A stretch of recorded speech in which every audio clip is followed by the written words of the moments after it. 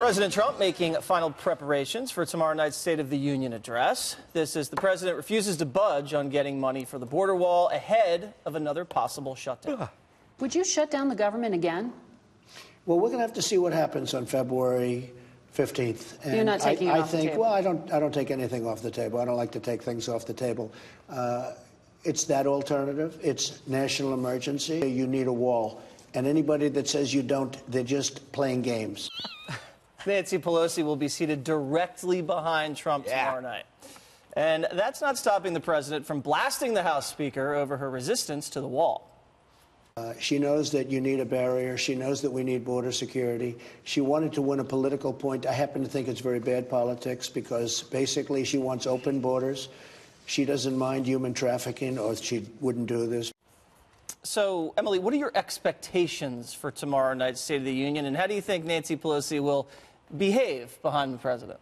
I hope that she keeps an impassive face, obviously, for at least the decorum of holding that position. My expectations are, I think I will say I would not be surprised if in it he called on that emergency declaration, if he referenced it and basically said again, look, this is what I'll do. You're predicting state of emergency declaration tomorrow night.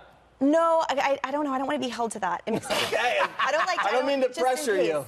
But I just think, the more that I've looked into it, it's such a viable option. And in large part, just bird's eye view, because one of the reasons for emergency powers is because of the ineptitude and inability of the government to get it done legislatively or not in a timely fashion. Well, that's exactly what we need right now. So unless something drastic happens on the other side, which I don't see because everyone's still playing semantics with wall or barrier or whatever, then what other option do we have? All right. Juan, you're going to be down in the swamp tomorrow night? Well, don't tell Mitch McConnell about your idea, because I think the Republicans have been pretty clear to President Trump, don't do it. But I don't think he's going to do it tomorrow in any case. I think tomorrow is really, from what the White House is saying, much more about trying to exhibit the capacity to reach out to Democrats and say, here are things that we can get done. The 5 points that they put out so far include things like infrastructure. Like, you know what? Hey, both sides, we can work on this. We can get something done, right? And so he wants to, I think, especially in the aftermath of the declining poll numbers that were caused by the shutdown fiasco, say, hey, listen, I am trying to work with these Democrats. They're the ones that aren't doing right, and put the pressure on the Democrats. So that's what he'll try to do. The Democrats, for their part, they're bringing 2 illegal immigrants who are working for Trump to sit in the audience to mock him. Oh, okay. So what's Trump going to call ICE? Have him all right, Dana, the president has usually gotten rave reviews for the State of the Union addresses from the mainstream media. Do the Democrats run any risks, sitting on their hands when he talks about all the great things economically that are happening? Yes, so I think there's a high chance that you'll have some heckling or some sort of highly staged walkout by Democrats. I think that President Trump will keep his cool and maybe make a little joke about it, and he'll, win hearts and minds back at home.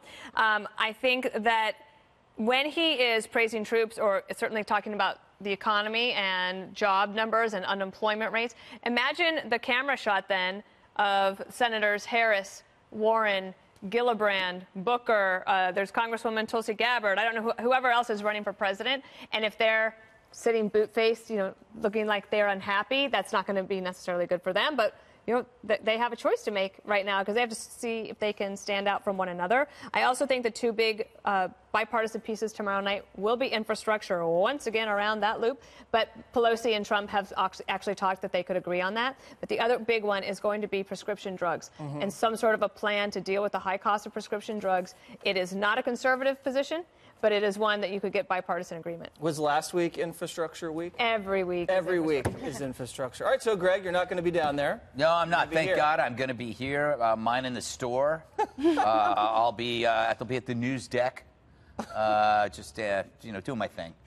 Yeah. This is incredibly tedious, this event. I think they should split into 2 and let Maroon 5 play in the intermission.